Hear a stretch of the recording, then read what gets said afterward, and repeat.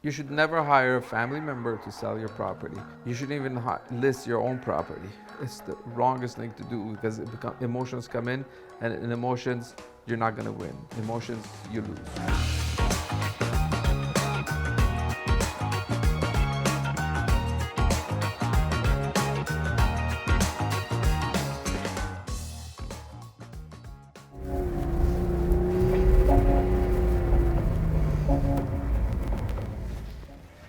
Alex, how's it going? Today is offer day, and we have offers on one of my properties, and I'm gonna show everybody how offers are conducted, how you can win an offer on multiple offer day, and show you the tricks of what you have to do to win an offer on offer dates. Welcome to my dungeon. This is my side office. Harvey Callis does not allow any clients or anybody to go inside the office during the COVID period. Luckily, it's the end of COVID, and now we're going to my personal office. I've had it for like over 7 years, 8 years now. So come see my office. Welcome to my office. A little modest office, but it does the job. Everything gets done in this office behind the deal. This is the offer. This is a done deal. I got the check for it. And but it's been when I say a done deal, it's not like something that happened now. It's been 6 days I've been working on it. All day, all morning, I've been on phone calls, talking to the other agents, trying to boost their offers. We did 2 rounds on it, but it started from actually 3 days ago when I was talking to the clients, and I was telling to the buying agents, telling them what to do with their offers to win, because I had to guide them to come to my number. So you have it sold. What do you mean by 2 rounds? I'm gonna guide you guys today. Not guide you guys, I'm gonna show you how multiple offers are done so you're familiar with it. This is what you have to know, you have to be familiar. We had a listing. We're not sure about the end product price because there's so much demand in the market that one group might be paying 5 to 10% higher to just secure the house for themselves. And that's why we put it lower. We let the market dictate the price of the house. It's not going to be way off. It's going to be around the same thing, but the highest number will come out of it. So you're essentially auctioning off the property? Essentially, we're just auctioning off the property. In the process that we have here, there's a lot of anxiety that goes to the purchasing side and even the selling side. Like the anxiety levels are high. We get phone calls from our sellers left, right, and center. What happened? What happened? What happened? And I bet you multiply that by 10 is on this purchaser side. So what I'm going to do, I'm going to give you some tips, some relaxation things that if you do it mathematically, properly, by the rules, the anxiety goes away by itself. But you have to understand the process. Property is listed at a low price, $9.99, $1, even if you want.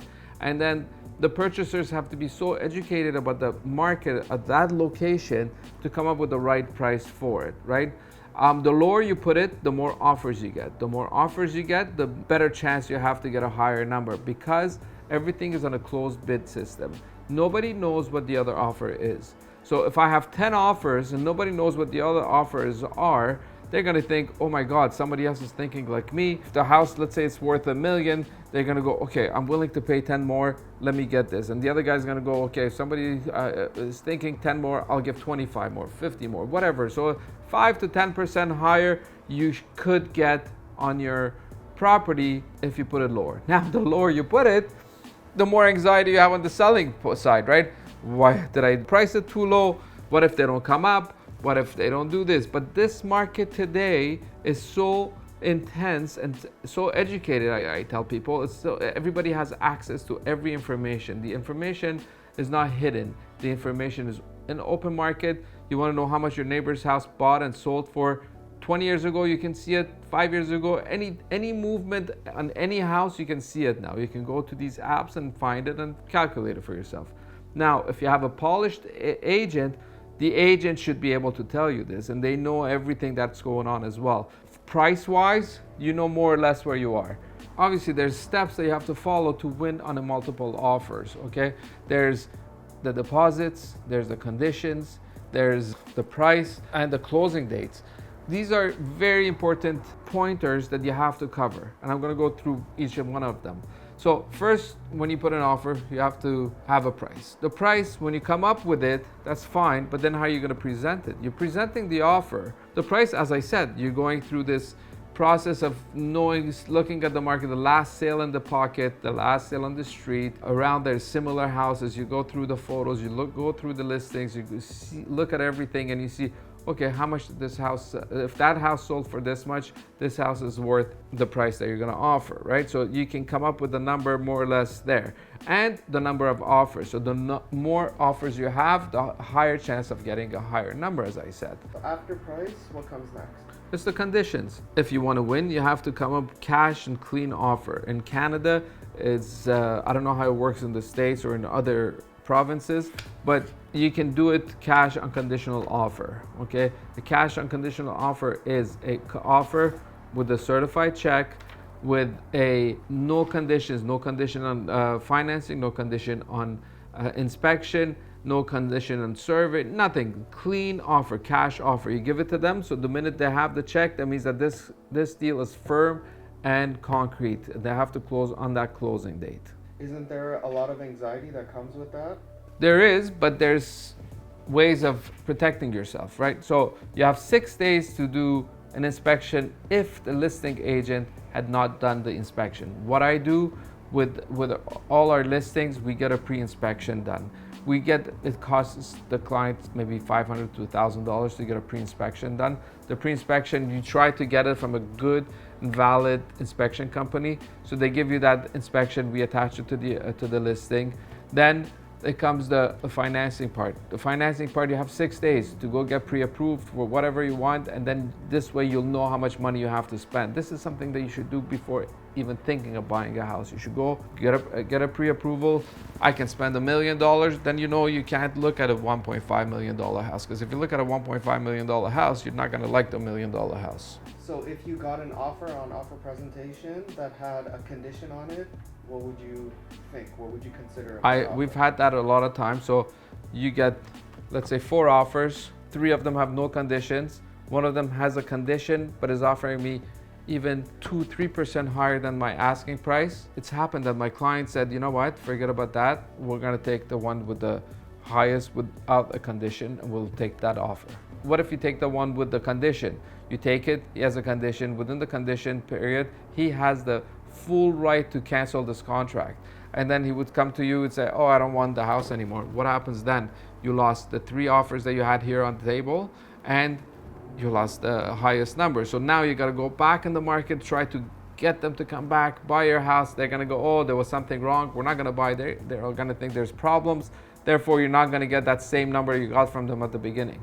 Unconditional offer is the one that has to be accepted, in my opinion. Well, the next thing is also your deposit check. Your deposit check has to be sufficient to convince them that you are a serious buyer.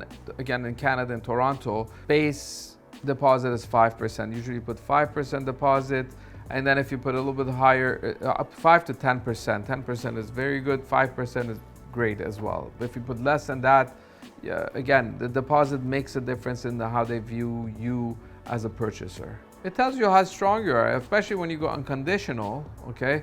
It could happen that you're not closing, you're gonna lose your deposit. So if you're buying a $1 million house and you put a $25,000 deposit, you might say at the end, if the market, something happens with the market or whatever, if you can't close, you know what, screw the $25,000, I don't want it, and you lose your deposit, you're gonna get lawsuits and stuff, but you lost $25,000. But if you put $50,000 or $100,000, it's harder for you to get away from that $100,000 or $50,000. And another thing, very important to do on an offer, closing date is very important, because most people in Toronto today, in today's market I'm talking about, because few years ago, we would always tell our clients, why don't you sell first and then buy, so you know how much money you have. But today, the selling price is more or less there. We know what it is. If you don't buy within the week that you sold, you're gonna fall behind in the market. So people rather buy first, then sell their houses. That's why the closing date is very important on an offer. So if the person has already bought something and they want to have the same closing date,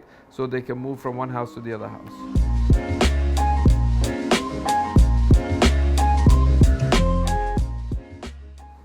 With this offer? So I had 4 offers. I had a 1,128,000. I had a 1,150,000. Then I had a 1,200,000, and then 1,260,000 on a 1,098,000 asking. They were all actually the same: unconditional, cash offers with a copy of the check attached to the email. So it was all firm offers. So now what happened, my client said, you know what, can they do more? We knew from the get-go that the price, that like when we told them the approximate price for the house was between 1.2 to 1.275. The 1.260 had done his homework very good. He knew exactly what to do. He came in at a firm offer, very good. And he was the first one who sent us the offer, actually, at 1.260. So my client said, can you ask them if they can do a little bit better? So I sent them, because he was stuck on my 1.275, I guess. So I called all the agents back, told the bottom two guys to sharpen their pencils, and the two top guys, I said, guys, you are good, but you have to do a little bit better, because I'm telling both of you to go back and improve your offers. We send them back, we just wait. That's where the anxiety comes in again, because maybe the 1.260 will not come back. You have to be very careful at that too. If you push them too hard, they're gonna go, you know what, screw this. I'm not gonna buy it because these guys are too greedy and I'm never gonna win. They're trying to play my offer. So that's where the anxiety comes in. So, but you have to talk to them in a way that, you know what, come back, we'll take care of you. Anyways, we sent them all back. The bottom one, the 1.128 came to 1.250. The 1.2 went to 1.225, and the 1.150 actually, he said, sorry, my clients are not going to come forward anymore. And the last one, the 1.260, I didn't think he would go that high, but he went to 1,305,000. So at the end of this deal, my client got 2% higher than what he was supposed to get. So as I said, he's not making $1 million more. It's just a 1 or 2% higher than what the average house is worth in that pocket today. Because tomorrow it's going to be worth at least 1,305 or higher, because it's the precedent. That's why sometimes when you're buying a house, that 1-2% higher that you're putting doesn't make a difference. As long as you lock yourself, you secure yourself a property. As long as you can pay the payments, you can service the debt, just buy it and live your life. Because in life, everything that you own goes up. Today, especially with the inflation, you can see it, everything's going up in price. But this shows you, see this chart? This is the chart that I cherish the most, right? This is from 1935, 34 till 2020. But look at the market here. It had its dips, it had its ups, but at the end of the day, it's always up, okay? The 2008 crash only lasted, if you look at it from the high to high, it lasted only 2 years in the stock market. In the real estate in Toronto was 6 months. In the US, it was 2, 3, 4 years. But here was only 6 months that we lasted the dip. But as you can see, the dips are short, but the highs are high. So the main thing is to be able to service your debt at these levels and not panic. If you panic, you lose. As long as you, again, I repeat it every time, you service your debt and you don't panic and you did your move, smart move, educated move, you're fine. You have to educate yourself to buy a house. So the guy that paid 1,305,000, in the long term, is he good? That he paid He's good. He's not going to lose. Of course, 2%. What's 2%? It's $25,000 more. It really doesn't make a difference in the long term. Long run, it doesn't make a difference in the long run, right? It's just that it's in a short period it does. But when you buy a house with all the fees that you have, your land transfer tax, your commissions, all that, you're holding your house minimum 5 years, maybe 10 years. Okay, my guys here, they bought it for $860,000 4 years ago. At that time, they thought they paid so much money for it. But look, today, they're up to 1,305. So the agent needs to have the pulse of the market. What does the pulse of the market mean? Means that they have to know what's going on in the market, how many people are coming, how many people are going. When you're doing real estate, you really have to know what's going on in that pocket that you're dealing with. So when people ask me, oh, do you work in this area? I say, yes, but you got to give me a couple of days. I really have to study that market. You have to see what's selling, what's not selling. It's not an easy job. People think real estate is very easy. Oh, I get my license, then I list my grandma's house, I sell it, I make money. But that's all you can do. To sell somebody that you don't know's house, really you have to know the market. Otherwise, you won't be able to survive in this game, right? So it's very easy to sell your grandma. So your grandma might say, oh, you know what, who cares? Let me give him some money so he can give you a listing. But if you don't even have the pulse of the market, your grandma just lost 10-20% on her house. Once you have the positive market, you won't do any mistakes. So you have to work with an agent who knows the market, who knows real estate, who knows construction. Because when you see a house, sometimes if they don't have that inspection report, we're not supposed to tell you what to do, but when we go there, we can tell you there's something wrong here, here, here, have it checked, or give you the guidance that, oh, it's gonna cost you $10,000 to fix this or $200 to fix this. This way, when you educate your clients as well, your clients will know what's going on. But that has to be in your agent's blood, I guess. In Toronto, there's 60,000 agents working, which I think 40% of them make no deal a year. Another 25% of them make 1 or 2 deals a year. Another 10 makes maybe 4 deals a year. There's only 2-3% that do the 90% of the business in this industry here. Those guys, they live and breathe this business. It's not their side job. It's not something they did because they had nothing else to do. They thought it was easy to sell a house, so they heard that grandma was gonna sell their house and they got a license to sell that house and to make $20,000. It doesn't work like this. You really have to work hard at this game to be on top of it, to have the pulse. The pulse is the most important thing. Before, we used to have open houses. We used to sit there Saturday, Sunday to just see who's coming, who's not coming. Usually when somebody, and the good agents, when they're working, when something sells, they know exactly who the buyer is because they've seen it in their listings or they've seen them somewhere. They know who the buyer is and who the buyer agent is already. And that's how negotiations are done. Good agents, when they do these negotiations, they talk about it, they understand each other, they tell them, give them the facts, and the other agent, that's the buying agent, will understand and will bring you the right price for it. If it's a rookie agent, this top agent he's gonna talk to him in a way that he's gonna come up either too high because he doesn't know how to go, because the prices are not disclosed here. That we're just giving them hints. If the hint is taken the wrong way, they can go overpay for something, for sure. And that takes 15 years to catch up instead of 10 years.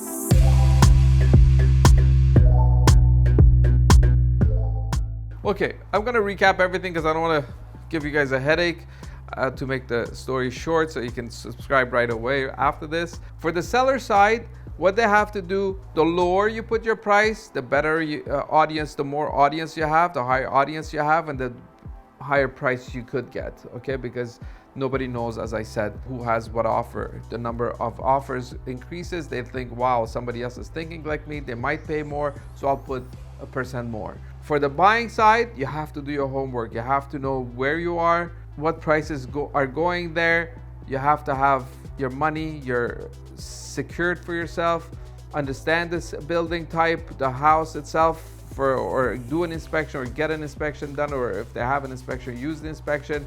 And you have to be sure of what you're doing yourself, because at the end of the day, you're the one who signed the paper. Nobody else can do it for you. You can't blame anybody. It's your homework to do it. It's the guidance of your agent that will teach you everything to get that done. You should never hire a family member to sell your property. You shouldn't even list your own property. It's the wrongest thing to do, because emotions come in, and in emotions, you're not gonna win. Emotions, you lose. Okay, so I think this is too much insider information. Some people might say negative information, but I think I give you all the tools to go win a deal and to get the highest price for your houses. Don't forget to subscribe right here. If you like, press the ding thing beside it so you get notifications for the new videos that come out, and like the video. Thank you for watching, and please don't forget to refer your friends to watch these videos. And what if I want to list my house? And you call me 416-710-1010. I'm always available. The phone is on. Just call me. We can appraise your house. There's no obligation to work with me. I can give you your guidance. If you like what you hear, you work with us. If you don't, you work with your nephew.